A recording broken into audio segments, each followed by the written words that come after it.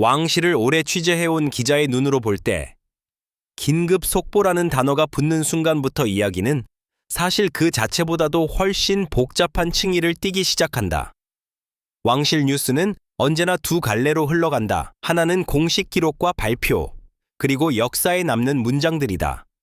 다른 하나는 소문과 해석, 그리고 대중의 상상력이 만들어내는 보이지 않는 이야기들이다. 이번 사안 역시 그 두 갈래가 교차하는 지점에서 시작된다. 최근 런던을 중심으로 퍼져나간 이 소문은 매우 자극적인 언어를 동반했다. 비밀, 영구적 배제, 발견된 장치라는 단어들이 연달아 등장하며 사람들의 호기심을 자극했다.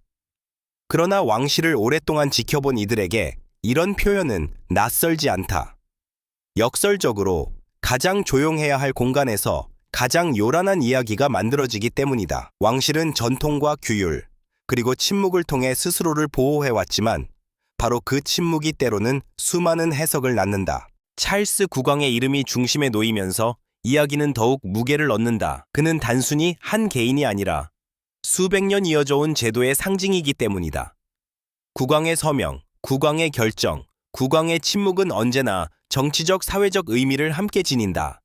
그래서 어떤 이들은 서명했다는 말 한마디에 왕실 전체의 방향이 바뀌는 장면을 상상한다.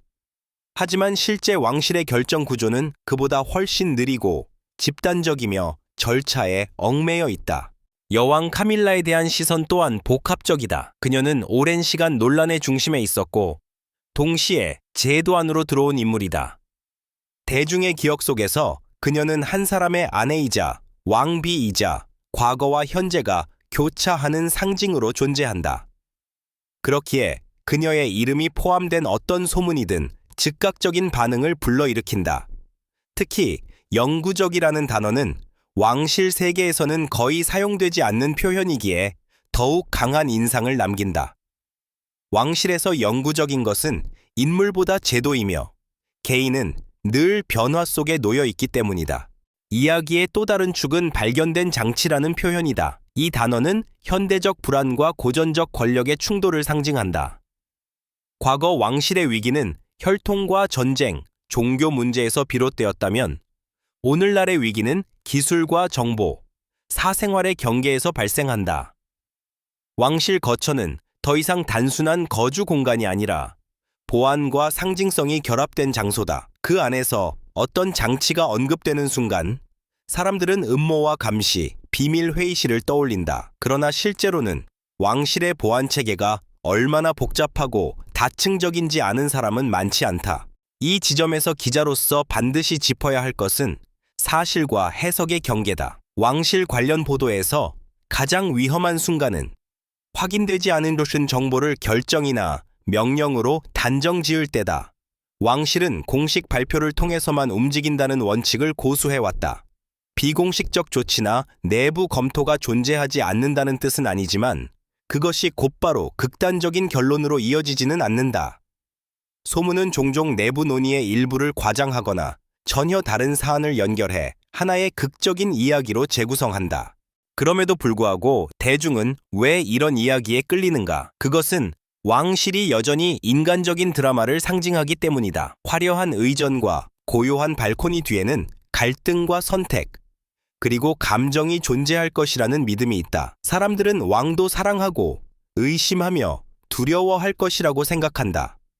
그래서 비밀 서명이라는 말은 단순한 행정 행위가 아니라 인간적인 결단의 상징으로 받아들여진다.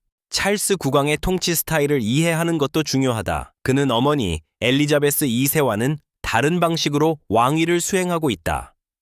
환경, 사회 문제, 투명성에 대한 그의 오랜 관심은 잘 알려져 있다. 이러한 배경을 고려할 때 어떤 결정이든 즉흥적이거나 극단적일 가능성은 낮다. 오히려 그는 조율과 균형, 그리고 제도적 안정성을 중시하는 군주로 평가받는다. 이런 점에서 이번 소문은 그의 이미지와 일정 부분 충돌한다. 왕실 기자로서 수차례 목격해온 패턴이 있다. 왕실 내부에서 작은 변화나 점검이 이루어질 때 외부에서는 그것을 위기나 파국으로 확대 해석한다. 보안 점검은 곧 음모가 되고 내부 보고서는 곧 비밀 명령으로 둔갑한다. 이러한 과정에서 사실은 점점 희미해지고 이야기는 점점 극적으로 변한다. 이번 사안 역시 그러한 전형적인 흐름 속에 놓여 있다고 볼 수 있다. 이 장의 끝에서 중요한 것은 결론이 아니라 질문이다. 무엇이 사실이고 무엇이 해석이며 무엇이 대중의 상상인가? 왕실을 둘러싼 이야기는 늘 이 세 가지가 뒤섞인 형태로 존재해왔다. 그리고 바로 그 혼합 지점에서 언론의 책임과 역할이 드러난다. 자극적인 단어 뒤에 숨은 구조와 맥락을 짚어내는 것, 그것이 왕실 보도를 10년 이상 이어온 기자가 가장 중요하게 여기는 원칙이다. 이제 이야기는 막 출발선에 섰다. 아직 확인되지 않은 말들, 침묵 속에 남아있는 공식 입장, 그리고 사람들의 기대와 불안이 얽혀 있다. 다음 장에서는 이 소문이 어떤 경로를 통해 퍼져나갔는지, 그리고 왜 지금 이 시점에 이런 이야기가 등장했는지를 더 깊이 들여다보게 될 것이다. 이 소문이 처음 모습을 드러낸 지점은 왕실의 공식 채널이 아니었다. 언제나 그렇듯 시작은 조용하고 사소해 보이는 틈에서 이루어졌다. 한두 개의 온라인 포럼, 익명의 계정이 남긴 짧은 문장, 그리고 확인되지 않았지만 이라는 단서를 단 정보가 파편처럼 흩어졌다. 왕실 취재를 오래 해온 기자라면 이런 초기 신호를 쉽게 알아본다. 그것은 폭풍 전의 정적과도 같다. 소문의 확산에는 명확한 단계가 있다. 먼저 내부자처럼 보이는 목소리가 등장한다. 그들은 자신이 직접 보거나 들은 것이 아니라 아는 사람에게서 들었다고 말한다. 이 간접성은 오히려 이야기의 신빙성을 높이는 역할을 한다. 사람들은 직접적인 주장은 의심하지만 여러 단계를 거친 이야기는 묘하게 현실감이 있다고 느낀다. 이번 경우에도 마찬가지였다. 왕실 근무자, 보안 관련 소식통이라는 표현이 반복적으로 등장하며 구체적인 이름 대신 역할만이 강조되었다. 다음 단계는 언어의 변형이다. 처음에는 점검이 있었다는 말이 곧 문제가 발견됐다로 바뀌고 다시 장치가 발견됐다는 표현으로 강화된다. 이 과정에서 사실 여부와 상관없이 단어는 점점 더 극적인 방향으로 이동한다. 왕실 보도에서 단어 선택은 매우 중요하다. 점검과 발견은 전혀 다른 감정을 불러일으키기 때문이다. 대중은 후자에서 즉각적인 위협과 갈등을 떠올린다. 소문이 본격적으로 확산되는 시점은 주류 매체가 이를 전원 형식으로 다루기 시작할 때다. 직접적인 단정 대신 일부에서는 이렇게 말한다. 소문에 따르면이라는 문장이 기사에 포함된다. 이는 법적 윤리적 책임을 피하기 위한 장치이지만 동시에 소문의 공신력을 부여하는 역할을 한다. 독자들은 신문에 실렸다는 사실만으로도 이야기의 무게를 느낀다. 왕실 관련 보도에서는 이 순간이 가장 위험하다. 왜 하필 지금이었을까? 이 질문은 단순히 사건의 진위를 넘어 맥락을 이해하는 열쇠다. 찰스 국왕의 통치 초기, 왕실은 여전히 전환기의 한가운데에 있다. 새로운 이미지 구축, 세대 교체, 그리고 과거와의 거리 조정이 동시에 진행되고 있다. 이런 시기에는 작은 움직임도 과장되어 해석되기 쉽다. 변화의 시기에는 불안이 커지고 불안은 음모론과 극단적인 이야기로 이어진다. 또 하나 주목해야 할 점은 여왕 카밀라를 둘러싼 지속적인 관심이다. 그녀는 왕실 내부에서는 이미 제도 안에 자리 잡은 인물이지만 대중의 감정은 반드시 그 속도를 따라가지 않는다. 과거의 기억은 쉽게 사라지지 않고 새로운 역할은 늘 시험대에 오른다. 이런 상황에서 그녀의 사적 공간이 언급되는 소문은 개인을 넘어 왕실 전체의 도덕성과 투명성을 시험하는 이야기로 변질된다. 기술 환경 역시 소문의 확산을 가속화한다. 과거에는 왕실 내부 이야기가 밖으로 나오기까지 시간이 필요했다. 그러나 오늘날에는 몇 분 만에 전 세계로 퍼져나간다. 특히 장치라는 단어는 디지털 시대의 불안을 정확히 건드린다. 감시, 도청, 정보 유출 같은 이미지는 현대 사회에서 가장 강력한 공포 중 하나다. 왕실이라는 폐쇄적이고 상징적인 공간과 결합될 때 그 효과는 배가 된다. 왕실 보안 시스템에 대해 잘 아는 이들에게는 이러한 소문이 얼마나 단순화된 것인지가 보인다. 왕실 거처에서는 정기적인 보안 점검이 일상적으로 이루어진다. 이는 특정 인물에 대한 불신이 아니라 제도 자체를 보호하기 위한 절차다. 그러나 이런 맥락은 소문 속에서 거의 사라진다. 대신 이야기는 개인 간의 갈등과 극단적인 결단으로 재구성된다. 대중서사는 늘 인간 중심으로 움직이기 때문이다. 소문이 커질수록 침묵의 무게도 함께 커진다. 왕실은 확인되지 않는 이야기에 즉각 반응하지 않는 전통을 지니고 있다. 이는 소문을 키우지 않기 위한 전략이지만 역설적으로 침묵은 또 다른 해석을 낳는다. 부인하지 않는다는 사실이 곧 인정한다는 의미로 왜곡되는 순간 이야기는 새로운 국면으로 접어든다. 이번 사안에서도 공식적인 반응의 부재는 수많은 추측을 자극했다. 여기서 언론의 역할이 다시 한번 시험대에 오른다. 소문을 전달할 것인가? 아니면 맥락을 설명할 것인가? 클릭과 관심을 좇는 보도는 후자를 포기하고 전자를 선택하기 쉽다. 특히 왕실처럼 이미 강력한 상징성을 지닌 대상은 최소한의 정보만으로도 최대의 반응을 이끌어낼 수 있다. 이런 환경 속에서 비밀 명령이라는 표현은 거의 필연적으로 등장한다. 하지만 10년 넘게 왕실을 취재해온 경험상 진짜 중요한 이야기는 언제나 겉으로 드러난 단어 뒤에 숨어 있다. 누가 이 이야기를 처음 흘렸는가? 어떤 맥락에서 그 말이 나왔는가? 그리고 무엇이 빠져 있는가? 소문은 늘 무언가를 강조하는 동시에 다른 무언가를 감춘다. 이번 경우에도 강조된 것은 극단적인 결말이고 감춰진 것은 왕실 의사결정의 복잡한 과정이다. 이 장에서 우리가 확인할 수 있는 것은 하나다. 이 이야기는 단일한 사건에서 출발한 것이 아니라 여러 층위의 불안과 기대, 그리고 현대 미디어 환경이 결합된 결과라는 점이다. 사실 여부와는 별개로 소문은 이미 하나의 사회적 현상이 되었다. 그리고 그 현상은 왕실이 여전히 대중의 상상력 속에서 얼마나 강력한 존재인지를 보여준다. 다음 장에서는 이 소문 속에서 가장 자주 언급되는 결정과 서명이라는 개념이 실제 왕실 체계에서 어떤 의미를 가지는지, 그리고 왜 그 단어들이 이렇게 강한 상징성을 지니게 되었는지를 더 깊이 살펴보게 될 것이다. 왕실 보도에서 결정과 서명이라는 단어는 단순한 행정 용어를 넘어선다. 그것들은 권위의 상징이자 역사적 순간을 압축한 표현으로 기능한다. 특히 국왕의 서명은 개인의 필체가 아니라 국가의 의지를 대표하는 행위로 인식된다. 그렇기 때문에 소문 속에서 이 두 단어가 함께 등장하는 순간 이야기는 즉시 돌이킬 수 없는 방향으로 흘러간다.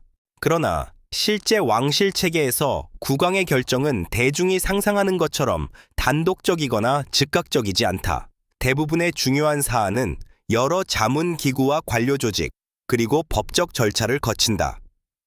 국왕은 그 최종 단계에서 상징적 역할을 수행하는 경우가 많다. 다시 말해, 서명은 긴 과정의 끝에 놓인 결과이지 모든 것을 한순간에 바꾸는 시작점은 아니다. 이 점은 왕실을 오래 지켜본 이들에게는 상식에 가깝다. 그럼에도 불구하고 소문에서는 이 복잡한 구조가 생략된다.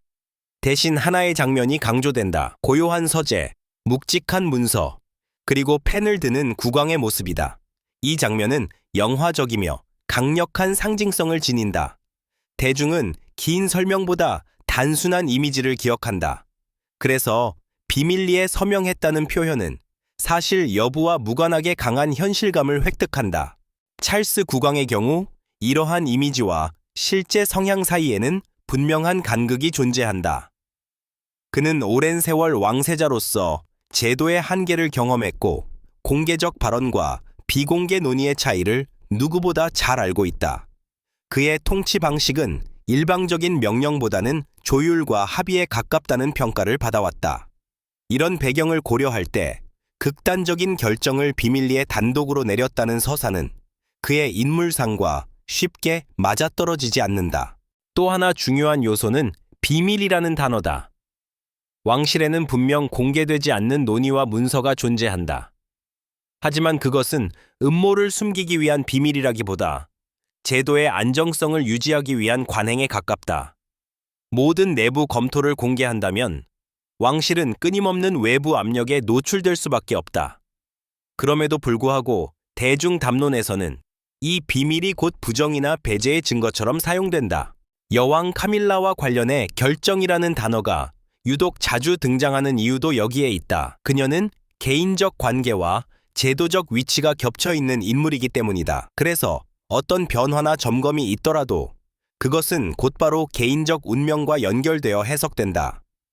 왕실의 구조적 판단이 개인에 대한 감정적 선택으로 전환되는 순간 이야기는 훨씬 극적으로 변한다. 왕실 기자로서 수차례 목격해온 또 다른 패턴은 서명이 언급될 때마다 과거의 사례가 소환된다는 점이다. 왕위 포기, 결혼 승인, 칙령 등 역사적 사건들이 현재의 소문과 겹쳐진다. 이렇게 과거와 현재가 연결되면 아직 확인되지 않은 몇 이야기도 마치 반복되는 역사처럼 보이게 된다. 사람들은 왕실이 늘 극적인 결단의 무대였다고 믿고 싶어 한다. 하지만 현실의 왕실은 극적인 순간보다 지속적인 관리와 균형의 연속에 가깝다. 한 번의 서명보다 수십 차례의 회의가 더 중요한 경우가 많다. 그리고 그 과정은 대부분 외부에 드러나지 않는다. 이 보이지 않는 시간이 소문 속에서는 삭제되고 대신 하나의 결정적 장면만이 남는다. 그 장면이 바로 비밀 서명이다. 언론이 이 지점을 어떻게 다루느냐에 따라 이야기는 전혀 다른 방향으로 전개된다. 구조를 설명하면 흥미는 줄어들지만 이해는 깊어진다. 반대로 상징만을 강조하면 사실 여부와 상관없이 강렬한 인상이 남는다. 왕실 보도는 늘 이 두 선택지 사이에서 흔들린다. 그리고 대중의 관심이 집중된 사안일수록 후자의 유혹은 더 커진다. 이 장에서 중요한 것은 결정과 서명이 실제로 무엇을 의미하는지를 다시 질문하는 것이다. 그것들은 소문 속에서 절대적 힘을 가진 단어처럼 사용되지만 현실에서는 제도와 절차의 일부에 불과하다. 이 간극을 이해하지 못하면 왕실을 둘러싼 모든 이야기는 극단적인 결론으로만 흘러가게 된다. 이제 다음 장에서는 이 소문이 개인의 문제를 넘어 왕실 제도와 이미지에 어떤 영향을 미치는지, 그리고 왜 이런 이야기가 반복적으로 등장하는지를 더 넓은 시각에서 살펴보게 될 것이다. 이 소문이 개인의 차원을 넘어 왕실 전체의 이미지로 확장되는 순간, 이야기는 단순한 가십이 아니라 제도에 대한 질문으로 변한다. 왕실은 특정 인물들의 집합이 아니라 국가 정체성과 전통을 상징하는 구조물이다. 그렇기 때문에 한 사람을 둘러싼 의혹이나 해석은 곧바로 이 제도는 어떻게 작동하는가라는 물음으로 이어진다. 이번 소문 역시 그 연장선 위에 놓여 있다. 왕실의 이미지는 오랜 시간에 걸쳐 정교하게 관리되어 왔다. 공개 일정, 의전, 사진 한 장, 발언의 문구까지 모두 계산된 결과물이다. 이는 단순한 홍보가 아니라 신뢰를 유지하기 위한 전략이다. 왕실이 예측 가능하고 안정적으로 보일수록 제도에 대한 대중의 신뢰도 유지된다. 그러나 비밀 명령이나 영구적 배제 같은 표현은 이 안정성을 정면으로 흔든다. 그것은 왕실이 투명하지 않으며 내부에서 급격한 단절이 일어날 수 있다는 이미지를 만들어낸다. 이 지점에서 흥미로운 역설이 드러난다. 왕실이 침묵을 지킬수록 제도는 더 신비롭고 폐쇄적으로 인식된다. 하지만 그 신비로움이 과도해질 때 대중은 그것을 불안으로 받아들인다. 왕실이 가진 상징적 권위는 일정 수준의 거리감을 필요로 하지만 동시에 완전한 단절은 의심을 낳는다. 이번 소문은 바로 그 미묘한 균형이 흔들릴 때 나타나는 전형적인 반응이라 할 수 있다. 여왕 카밀라를 둘러싼 서사는 이 과정에서 중요한 역할을 한다. 그녀는 왕실 내부의 연속성을 상징하는 인물이면서도 동시에 변화의 상징으로 받아들여져 왔다. 과거의 논란과 현재의 지위가 공존하는 존재이기 때문이다. 그래서 그녀의 이름이 등장하는 순간 이야기는 자연스럽게 왕실은 과거를 어떻게 처리하는가라는 질문으로 확장된다. 개인에 대한 판단이 곧 제도적 도덕성의 시험대로 변하는 것이다. 왕실 기자로서 반복적으로 목격한 장면 중 하나는 이미지 위기가 실제 사건보다 먼저 발생한다는 점이다. 확인된 사실이 나오기 전부터 왕실은 이미 설명해야 할 존재가 된다. 소문이 사실이든 아니든 제도는 그에 대한 해석과 반응을 감당해야 한다. 이 과정에서 왕실은 선택의 기로에 선다. 침묵을 유지할 것인가? 아니면 제한적인 설명을 통해 이야기를 관리할 것인가? 찰스 국왕의 통치 하에서 이러한 선택은 더욱 민감해졌다. 그는 비교적 투명성과 소통의 중요성을 강조해온 군주로 평가받는다. 그렇기에 과거라면 단순히 넘겼을 사안도 이제는 다른 기준으로 검토된다. 대중은 이전보다 더 많은 설명을 기대하고 언론은 그 기대를 증폭시킨다. 이 변화된 환경 속에서 왕실은 과거의 방식과 현재의 요구 사이에서 균형을 잡아야 한다. 소문이 왕실 이미지에 미치는 영향은 국내에만 국한되지 않는다. 현대의 왕실은 글로벌 미디어 환경 속에 놓여 있다. 한 나라에서 시작된 이야기는 곧바로 다른 문화권으로 번역되고 재해석된다. 이 과정에서 맥락은 종종 사라지고 가장 자극적인 요소만이 남는다. 비밀 장치나 영구적 제거 같은 표현은 문화적 차이를 넘어 쉽게 소비되는 키워드다. 이처럼 소문은 왕실을 고정된 전통의 상징이 아니라 끊임없이 위기에 직면한 조직으로 보이게 만든다. 이는 때로는 현실을 반영하기도 하지만 동시에 과장된 인식을 낳는다. 왕실은 실제로는 느리게 움직이며 위기를 관리하는 데 익숙한 제도다. 그러나 빠른 미디어 환경 속에서는 이러한 특성이 잘 드러나지 않는다. 대신 즉각적인 갈등과 극단적인 결말이 강조된다. 이 장에서 주목해야 할 것은 소문 그 자체보다 그것이 만들어내는 이미지의 변화다. 사람들은 더 이상 무슨 일이 있었는가만 묻지 않는다. 왕실은 믿을 수 있는가? 이 제도는 여전히 의미가 있는가? 라는 질문으로 나아간다. 개인의 이름에서 시작된 이야기가 제도의 정당성으로 확장되는 순간, 소문은 단순한 가십의 영역을 벗어난다. 결국 이러한 이야기가 반복되는 이유는 왕실이 여전히 현대 사회에서 강력한 상징이기 때문이다.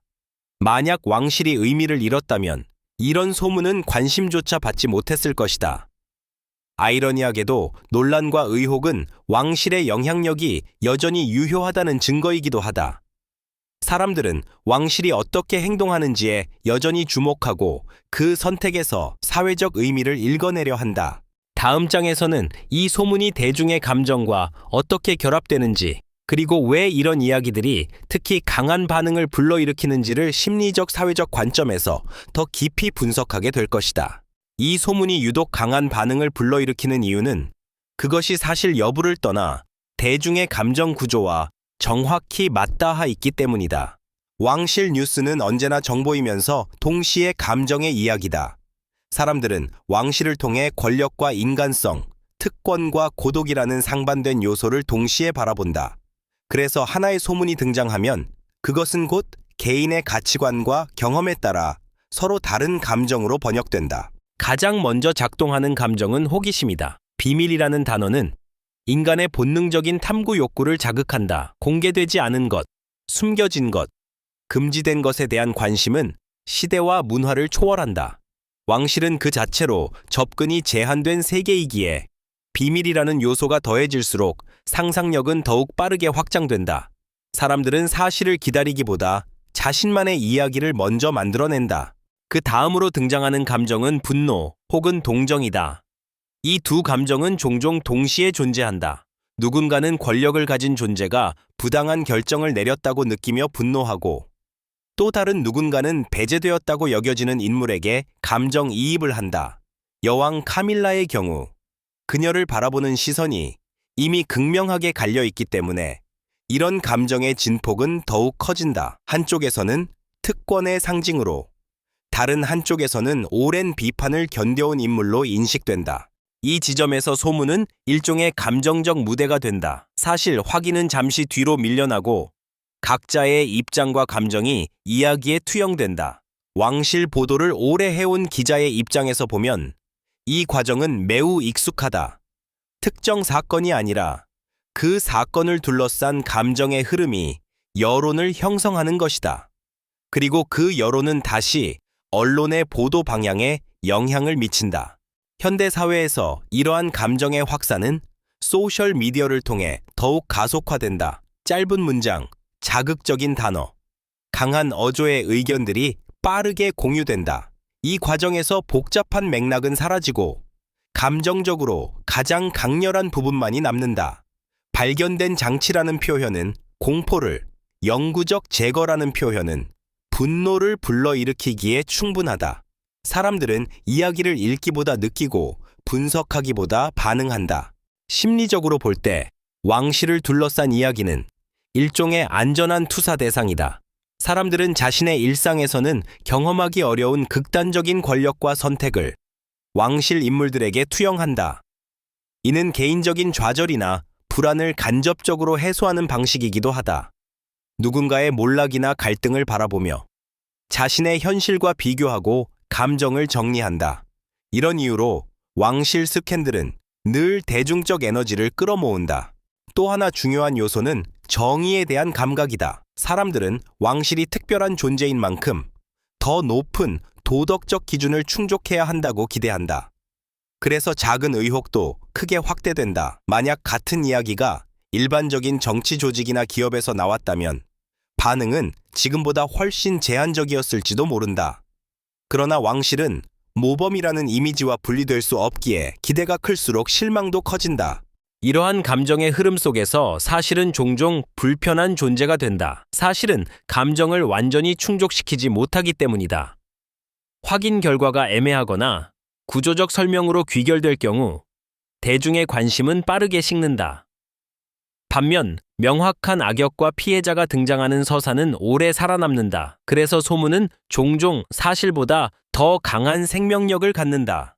그것은 감정적으로 완결된 이야기를 제공하기 때문이다.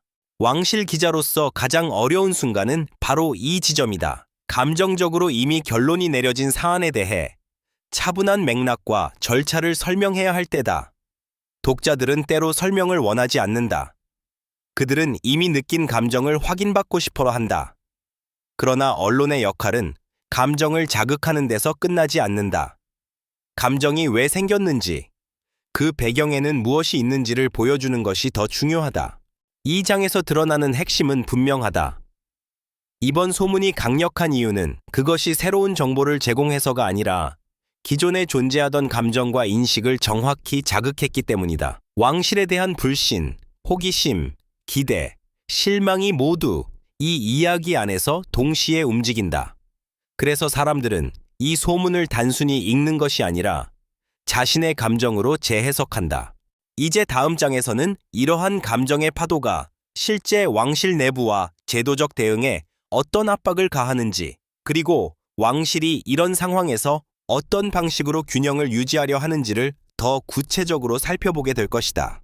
대중의 감정이 한 방향으로 기울기 시작하면 그 압력은 자연스럽게 왕실 내부로 향한다.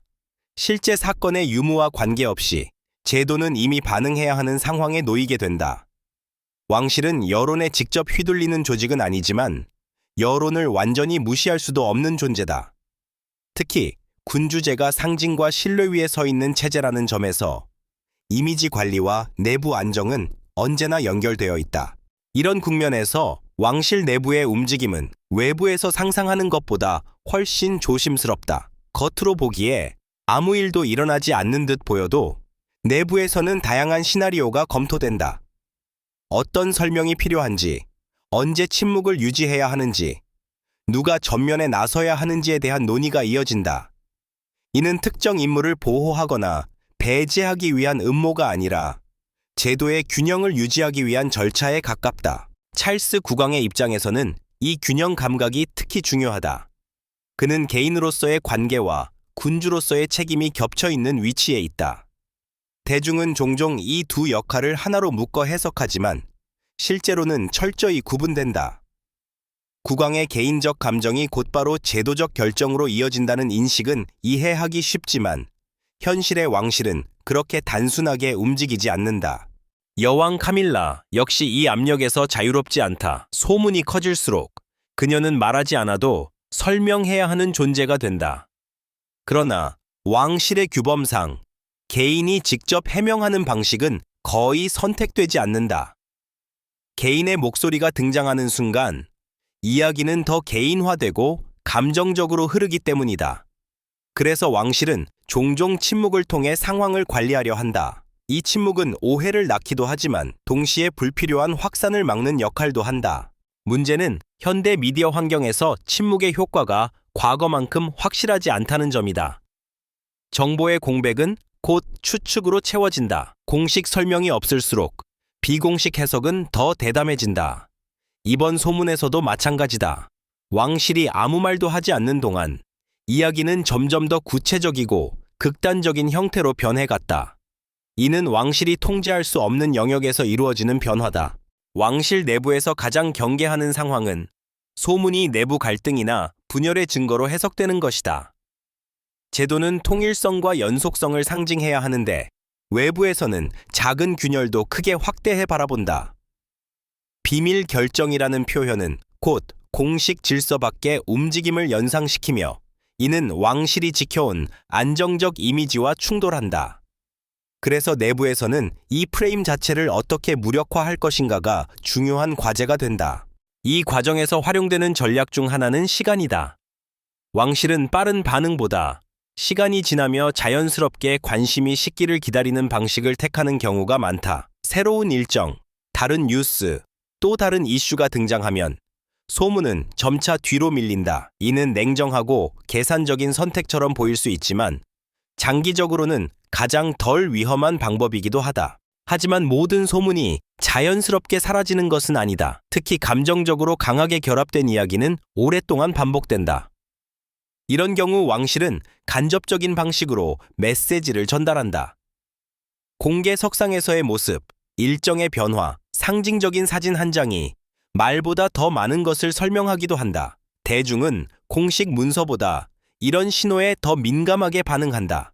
왕실 기자로서 여러 차례 목격한 것은 내부 대응의 핵심이 언제나 균형이라는 점이다.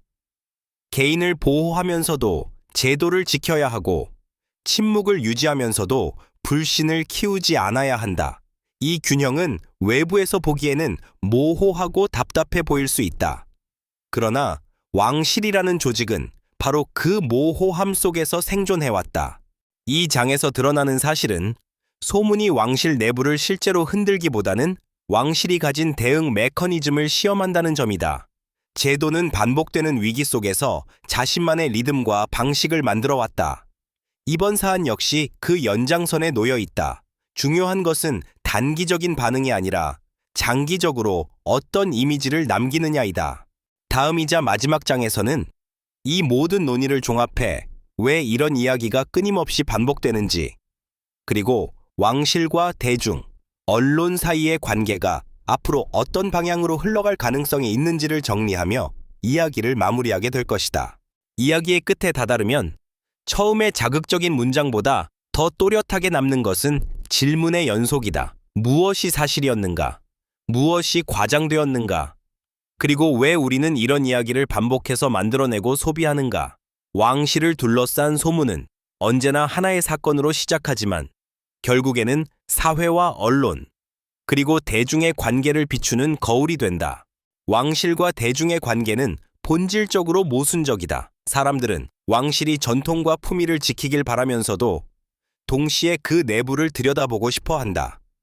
완벽하게 닫힌 문은 답답함을 낳고 너무 열린 문은 실망을 부른다. 이 미묘한 긴장 속에서 소문은 탄생한다.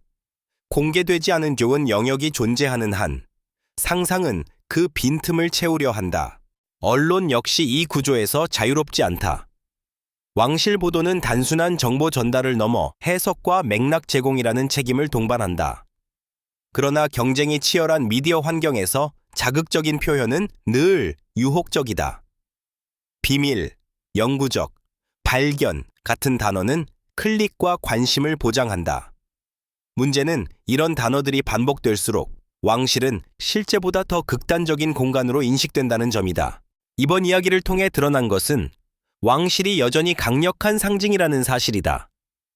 만약 왕실이 의미를 잃었다면 이런 소문은 파급력을 갖지 못했을 것이다. 사람들은 여전히 왕실의 결정에서 도덕과 권력, 전통과 변화의 방향을 읽어내려 한다.